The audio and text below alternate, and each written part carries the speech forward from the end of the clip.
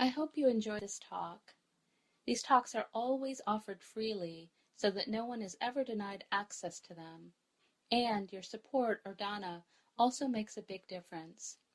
Dana is the ancient Pali word for spontaneous generosity of heart.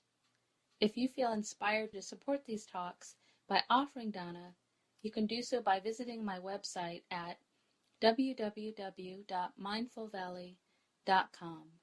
Thank you so much.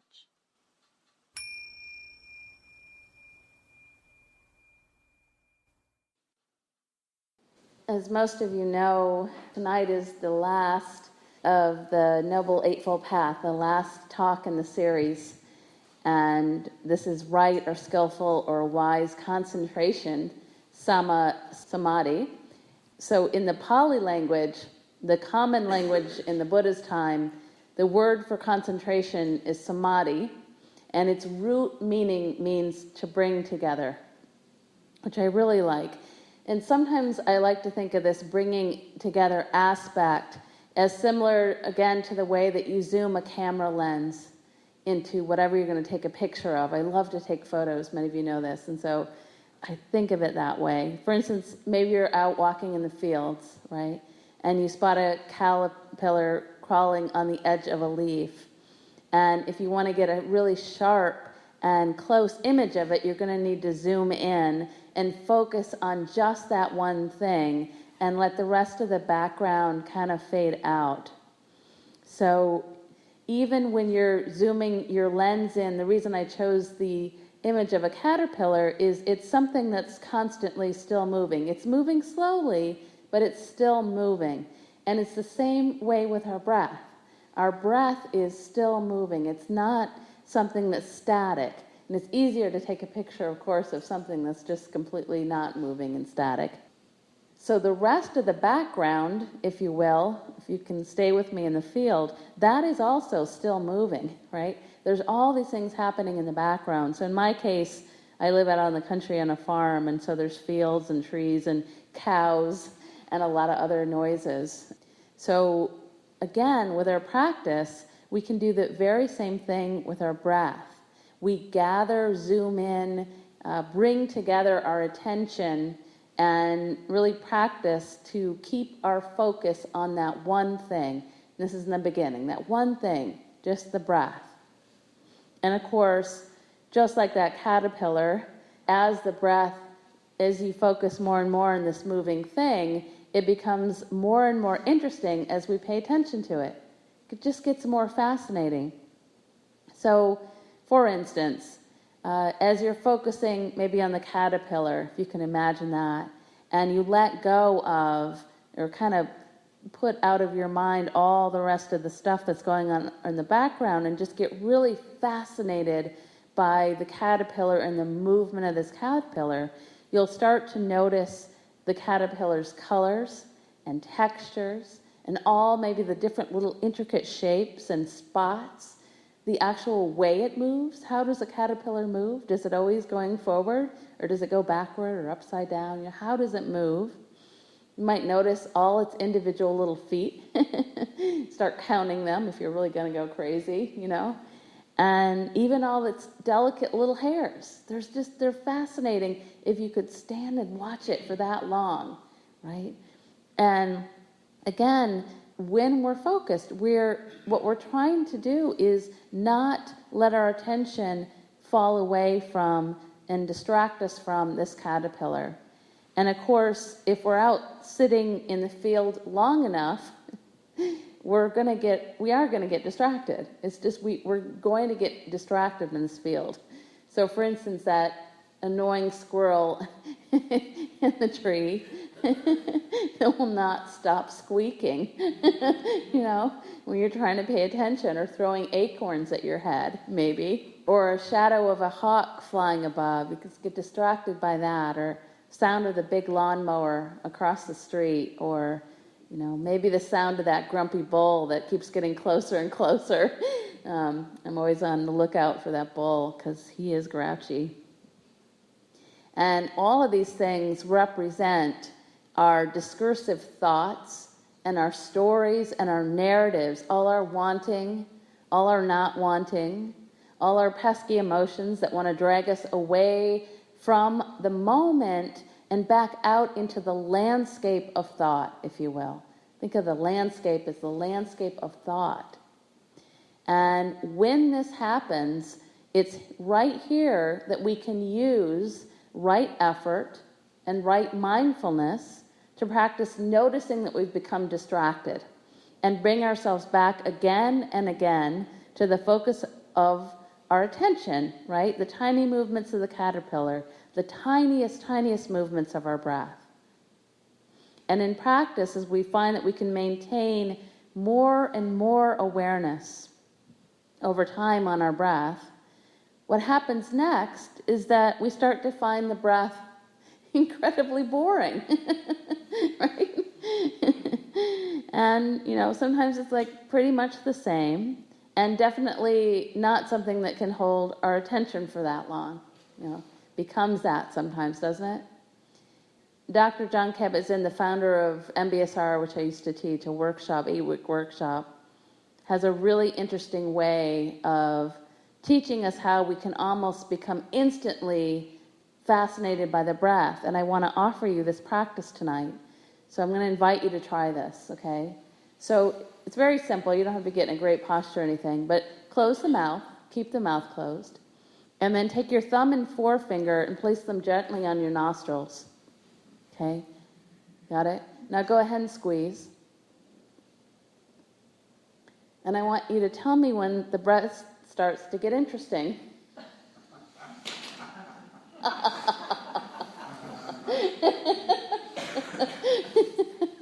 I'm sorry.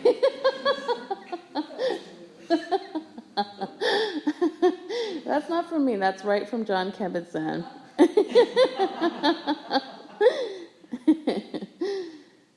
So, I'm sorry to torture you. One of my teachers, Jack Kornfeld, I think I've shared this story before, said that when he was in India, his teacher asked him and the other students to tell him every single day, you have a meeting with your teacher.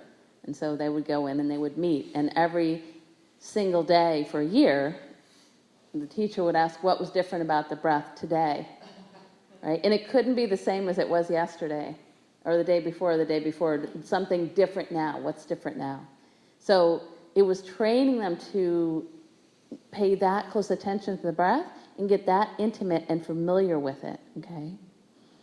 And so with right concentration, when we're working to establish a kind of calm, patient attention, we are asked to get super curious about the simple act of breathing until we realize that it's actually not a simple practice at all, and definitely not boring.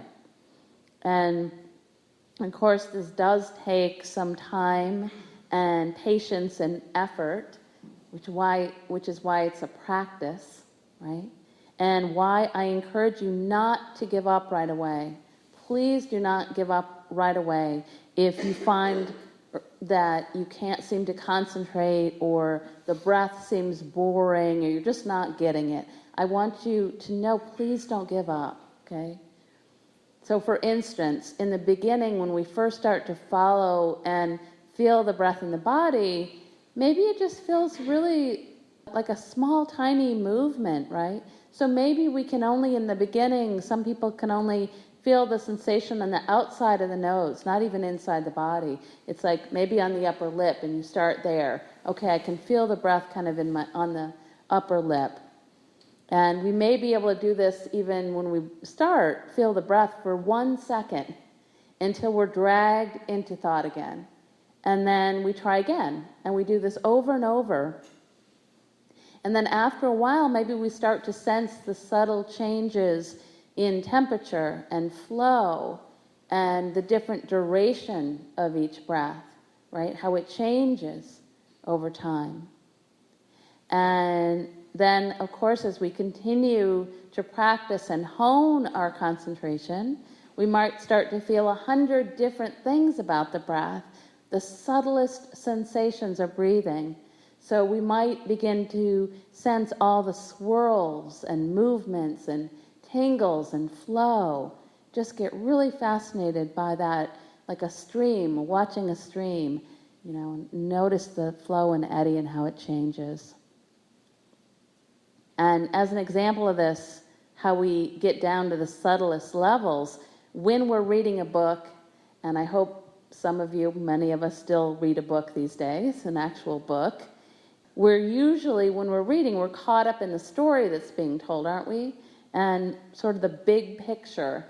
We're caught up in that rather than focusing on each individual sentence or each individual word or even each individual letter. And I want you to, maybe as a practice, check that out.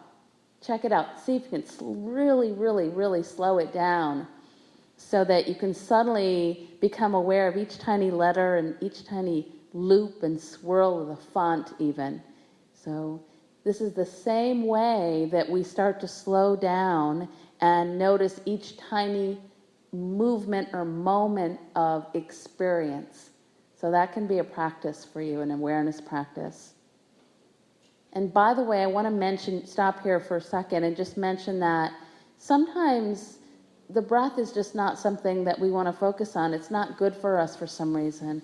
Maybe we have a respiratory infection or we have a cold or it's uncomfortable. We don't like focusing on the breath for whatever reason. That's really okay. If you have difficulty, even temporarily, like a cold, focusing on the breath, go to sound. Sound is fantastic for this because, again, unless you're in a sensory deprivation tank, you're going to hear sound, right? Even if it's very subtle. And it's constantly changing and moving, constantly moving. Especially, we're out here, we're meditating next to the highway or the road. We hear that all the time. And it's kind of nice because it gives you something to focus your attention on because you're still present in your body listening to the vibration of sound, okay? And you're also aware of sound is simply a vibration, so you can be aware of the body and how sound is flowing through the body and how sound affects the body. And that can get on a really interesting subtle level too. So with either breath or sound, as our concentration develops even more, we're going to be able to then do this with all of our bodily sensations, our whole body. Wow. We start with the breath and then we go to all the little cells and subtle dance of sensation in the body. And then we move on to the mind and notice the subtle changes in the mind, right? So we start to experience more and more the moment by moment process of the mind doing its thing, okay? The Buddha was once asked if he could give an example of a moment of mind, and he said he couldn't do it. It was impossible to describe how fast it was. But he said, suppose there's a tiny and delicate spider web, and suppose you bring a candle to burn it. How long would it take to burn that spider web? Right? He says you could hardly bring the candle close to the web before it starts to burn. And he said that within such a short period of time, thousands and thousands of mind moments arise and mature and pass away. Okay? So if you haven't gotten a hang of this yet, don't worry about it, right? So in our own practice, we're being asked to really slow the process down by first honing in on all the subtle changes in our breath, and again maybe with sound, and then move that into our bodies and then our minds, okay? As we become even more curious about this, what happens is that our capacity to sense into both our body and our breath deepens, and then new layers of sensation kind of continue to open up for us. So it just gets deeper and richer and more interesting the more you use your concentration practice to inquire about this. And as we do this and deepen our attention even further, the interesting part is what eventually happens is that we experience the breath as well as our entire body as less and less solid and static, right? And we just start to open up to pure presence and sensation, experiencing the flow of all of it, right?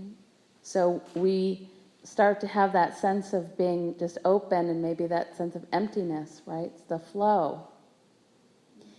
Sometimes when this happens, and many of you may have experienced this already, the breath and even a sense of a body can start to just kind of disappear altogether, right?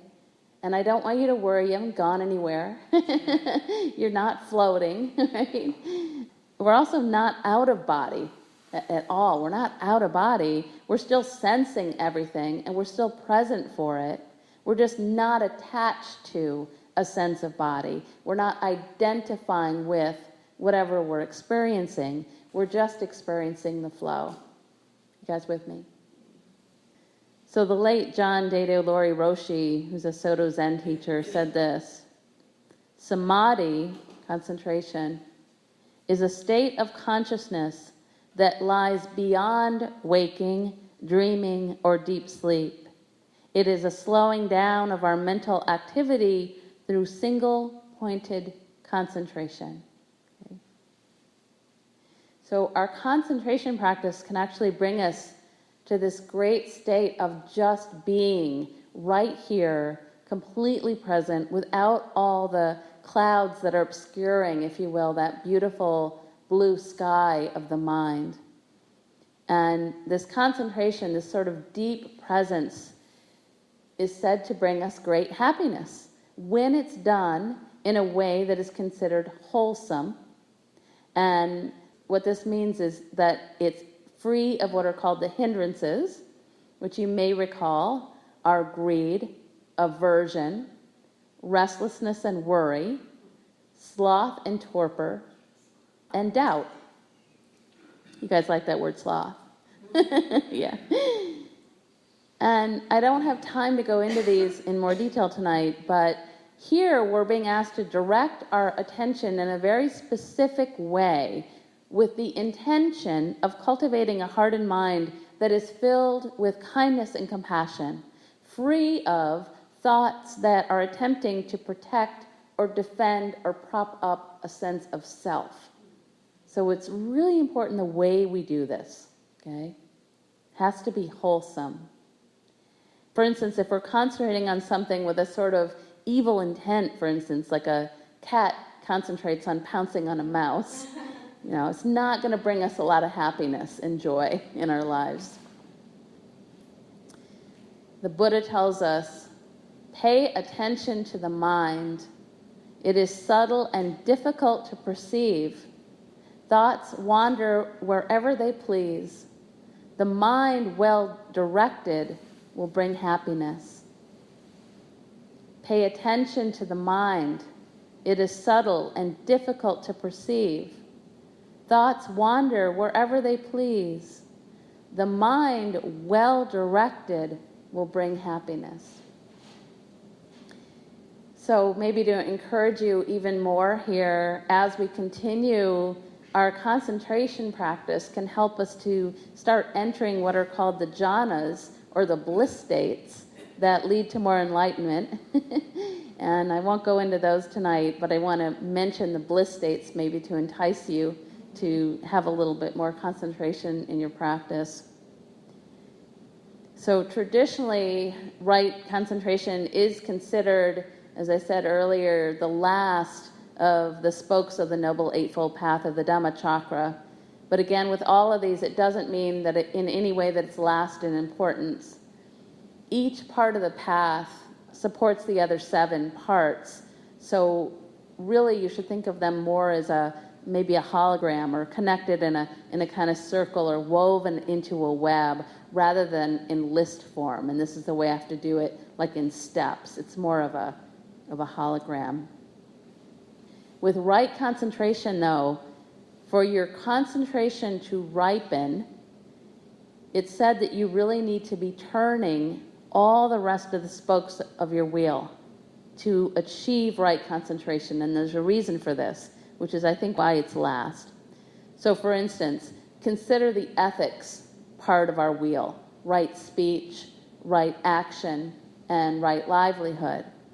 If we're not practicing, if we're not living a moral life and practicing right or skillful speech, action, or livelihood, what's going to happen is we're likely going to be sitting with a little or even a lot of worry and regret, right? Nervousness, restlessness, which is going to make it much more difficult for us to concentrate, okay? If we're not leading an ethical life. And if we don't have right or skillful intention or view, we don't really know or understand why we're practicing, what am I doing, right? It's also going to make it more difficult for us to concentrate because we don't have any intention and goal. And finally, if we're not putting a lot of right effort or right or skillful mindfulness into our practice, we're going to tend to be sitting with a mind that's totally distracted, right? Because there's no effort or mindfulness in it. We're just sitting and kind of wandering around in the soup of our thoughts. All of that being said, as we've all experienced, trying to concentrate when we're meditating can be incredibly frustrating, right? Especially in the beginning, but also after 30 years sometimes. You're just going to have days like that. And so it's really helpful to know that it comes with the territory, this lack of concentration, which is why we're practicing. And also, nothing in our culture or our schooling has really taught us to study and calm our attention, has it? Did you learn this stuff when you were a kid? Did you? They're starting to teach it now. It's fantastic. But, you know, one psychologist has called us a society of attentional spastics. Right? It's true. Especially with our cell phones now, right? So not being able to concentrate for long periods is completely normal, especially in the beginning when we start out. But again, sometimes even after decades, we can do this. So, you know, when I was teaching the MBSR workshops, I would try to encourage my students that telling them that sometimes in the beginning, the program, mindfulness-based stress reduction, was sometimes called the stress production program. It really was. You know, people would start and say, God, it's so stressful. Why am I here? And the reason for this is that, you know, as we start to focus on the body and the breath, and some space, a little bit of space starts to open up so that we can take a peek into the nature of our minds, what we discover is what the mind's been doing all along without our awareness of what the mind has been doing. And what we see is that there's a lot of talking, right? A lot of discussion and opinion and judgment and conversation and images and stuff, right? And even arguing going on in there, right? And like we're at a very loud party and it seems totally disjointed, one thought on top of the other. And we often recognize also how fast we've been going and how addicted our minds are addicted to going fast, even in our thinking, right? We want our thinking to go fast. We want to scroll faster, you know, in our own mind. We also start feeling all that accumulated stress and tension in our bodies, right? All the pain and achingness and tiredness maybe that we've been ignoring or just assuming many times that that's just the normal state of my body, right? So it's like we see that we're tired and achy maybe, and then it's just, well, that's my normal state. But it's not, right? Normal state is relaxed, but we're just so used to being in that state. And when we start to sit and concentrate, that's what we start to notice. So it can feel like, wow, now there's actually more stress. And then what we do is we try to take all of this chaos in our minds and our bodies, of course, and we try to control it. And the mind, of course, won't have anything to do with this and tends to wander all over the place. So I love the way Jack Kornfield compares our state of untrained mind to that of a puppy. He says, our untrained mind is like a puppy. And has anybody here ever tried to train a puppy? Show of hands. Wow, a lot of you, okay. So when you set the puppy down and say stay, does a puppy stay when you first when you first set it down, right? It jumps out of your hands and it runs all over the place in no discernible direction, right? Knocks things down and maybe goes over to the corner and pees on the wall, right? And so, that's our mind. That's our untrained mind right there. And so when we're training the puppy, we have to start over again and again and again. And we have to do it with a lot of patience and a lot of kindness, right? And when we do, after a while, what happens? After a while, the puppy learns to sit. It's kind of miraculous, but it happens, And sometimes they'll misbehave, right? They're dogs, and they're going to misbehave and act like a puppy again. And then you bring them back, and you do it again and again. So it's the very same way with our practice, with meditation practice. And, sometimes it feels like, it's been years, and that puppy's just never going to get it, right? I don't think this puppy can do this. Or this is hopeless, it's going to take too long, or some of the things that come up in the mind, or, I just can't do it. I'm hopeless in some way. But again, amazingly, remember that the puppy always learns to sit, in most cases, and maybe learns some tricks along the way, which is super cool.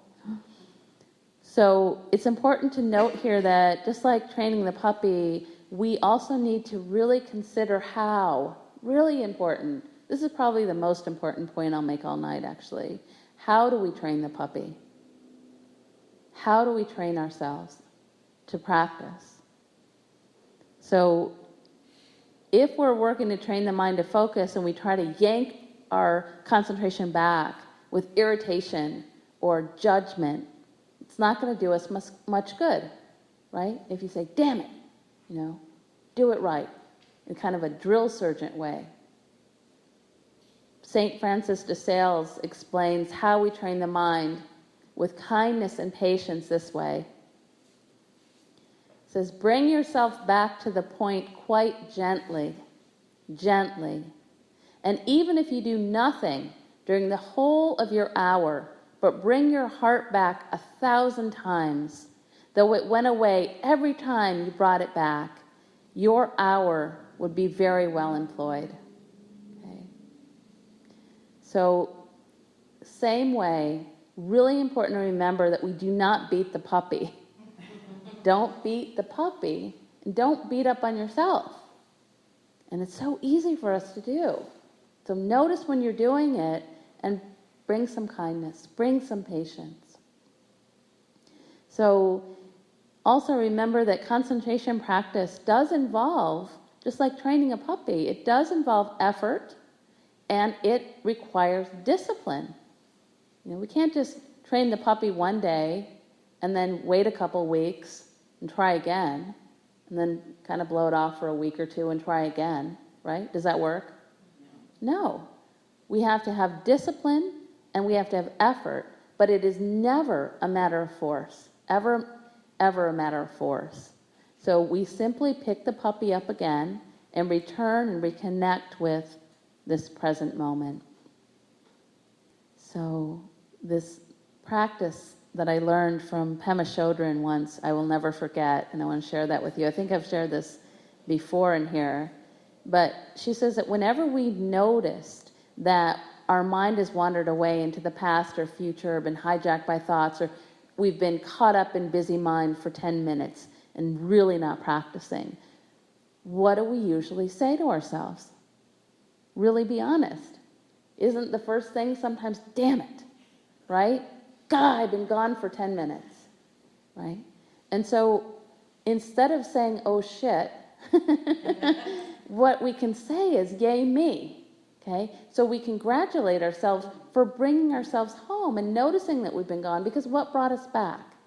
What brought us back was our mindfulness practice. And so, after congratulating ourselves, we re-relax the body. Okay, let me come back home. Let me re-relax the body. Let me come back home. And we get to know that feeling of presence, right? And we get to compare. What does it feel like to just be awake and present in my body and mind? And what did it feel like to be away in dreamland? And compare. And then notice, really bask in presence. And then until your mind goes away, which it might 2 minutes, 1 minute, 1 second later. It's okay. We're practicing to get to know the feeling of presence. What does that feel like? It's kind of like giving the puppy a kind of cookie, if you want to look at it that way, and letting the puppy enjoy the cookie to remember what that feels like. Good boy, good girl, And again, for many of us, returning to the breath or presence 1,000 or 10,000 times may again seem really boring, or maybe of questionable importance sometimes. Why am I doing this? Really, why am I sitting here practicing? But you might consider, how many times during your day are you distracted from the reality of your life? How many moments are you distracted and really lost in the dream of thought, which means you're not living your life, you're dreaming about your life, you're not actually present for it, right? That's what we're practicing, to not dream, to wake up.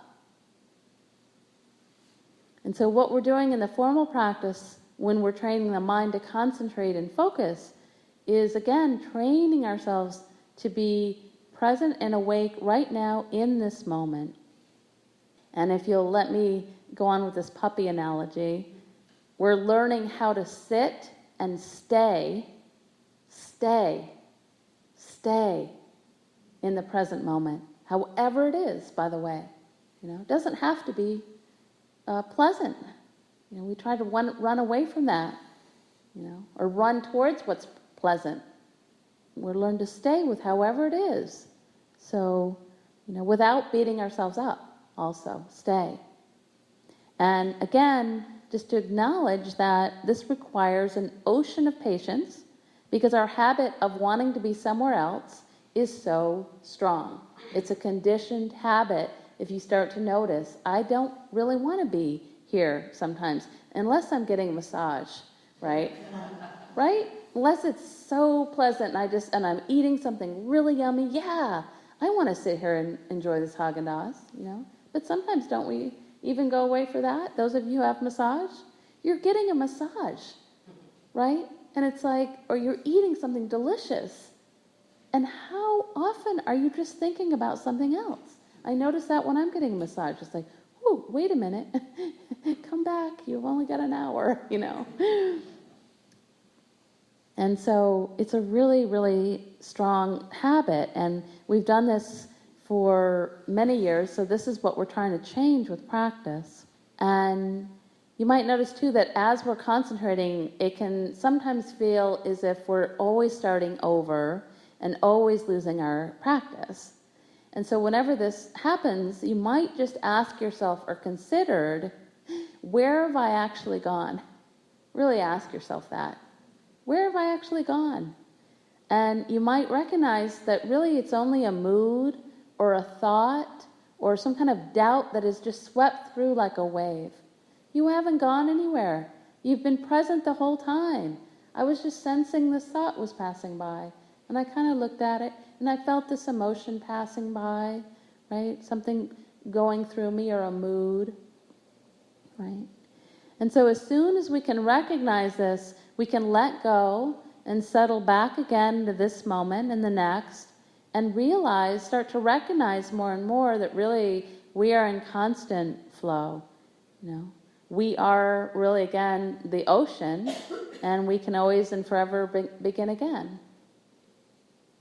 Jack Kornfield talks about this as the mind producing waves, and with practice we can simply acknowledge, surf's up, Here's a wave of memories from when I was 3 or 4 or whatever it is. Here's the planning wave, there it is, felt that. And then it's time to reconnect with the ocean and follow the rhythm of the breath. Teacher Sharon Salzberg tells us, the heart of skillful meditation is the ability to let go and begin again over and over. There is no distance to transverse in recollecting our attention.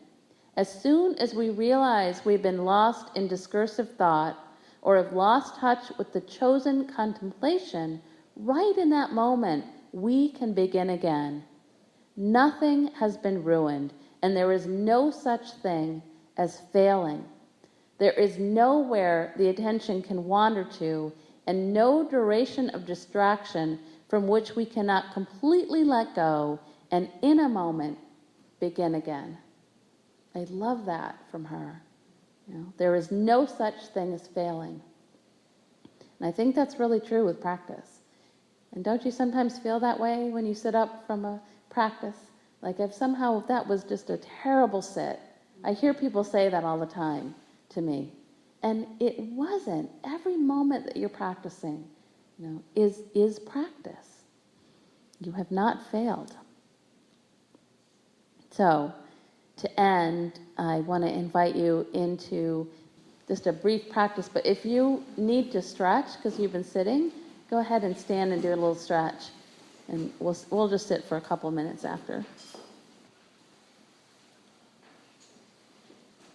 And so, as always, just letting the eyes softly close, and taking a nice deep breath in, and slow exhale out, letting the shoulders drop.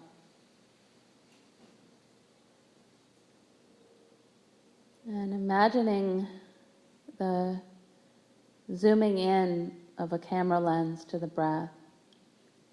And see if you can hone your attention, maybe right at the nostrils, the entryway to the breath.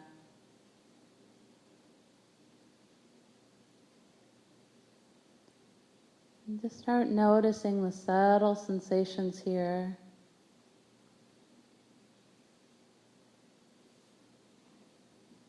You might notice, for instance, the breath's temperature and how this is constantly changing. And is it possible to notice when it changes? Get that close to it. So you might notice that it's cool. When does it start to warm? When does it change? When is it the coldest? When is it the warmest?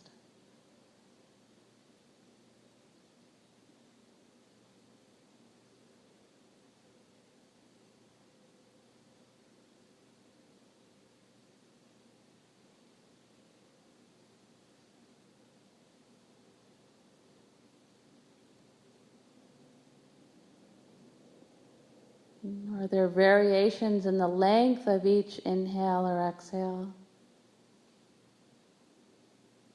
Or are they always the same? Can you notice subtle differences?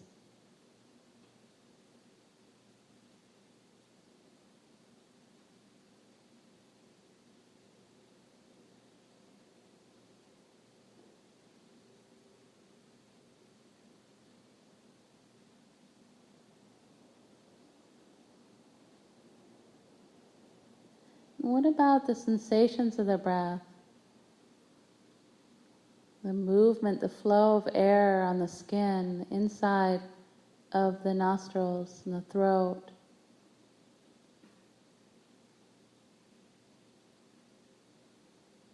Tingles, swirls, echoes, touch, texture even. You can think of fabric. Is it silky, cloth, rough? What's the fabric of the breath?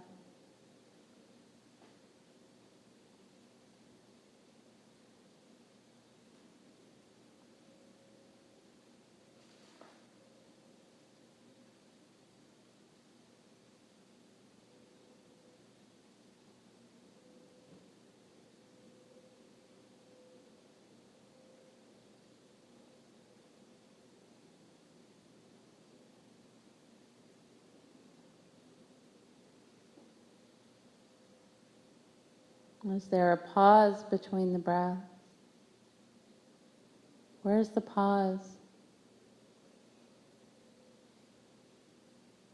Or you might notice the beginning, what that feels like, and the end. Can you catch the beginning and the end? Or the space in between? Is there an in-between space?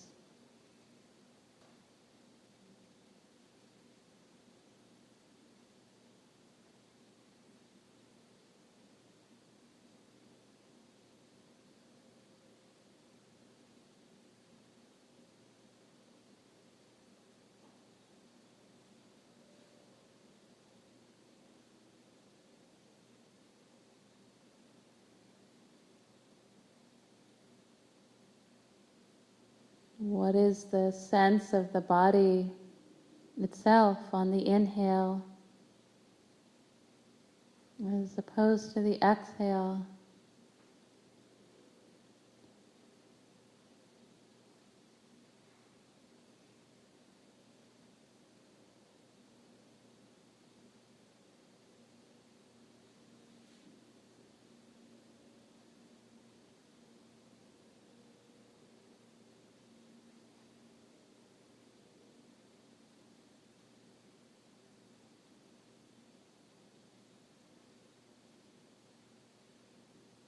And again, if the mind wanders, treat it like a puppy with kindness and bring it back home.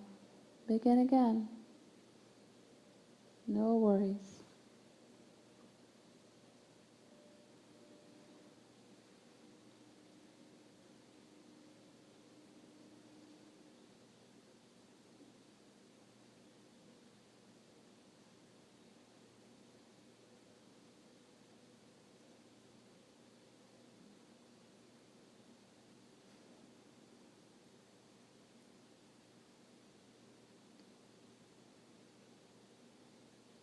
With the eyes still closed, just listening to these words from Danusha Lemaris, who writes, "And what am I doing here in a yurt on the side of a hill at the ragged edge of the tree line, sheltered by conifer and bay, watching the wind lift softly the dry leaves and bamboo? I lie on the floor and let the sun fall across my back as I have been for the past hour, listening to the distant traffic, to the calls of birds I cannot name. Once I had so much I wanted to accomplish. Now all I know is that I want to get closer to it, to the rocky slope, the orange petals of nasturtium adorning the fence, the wind's sudden breath. Close enough that I can almost feel at night the slight pressure of the stars against my skin. Isn't this what the mystics meant when they spoke of forsaking the world? Not to turn our backs to it, only to its elaborate plots, its complicated pleasures, in favor of the pine's long shadow, the slow song of the grass. I'm always forgetting and remembering and forgetting. I want to leave something here in the rough dirt, a twig, a small stone, perhaps this poem, a reminder to begin again by listening carefully with the body's rapt attention. Remember to this, to this.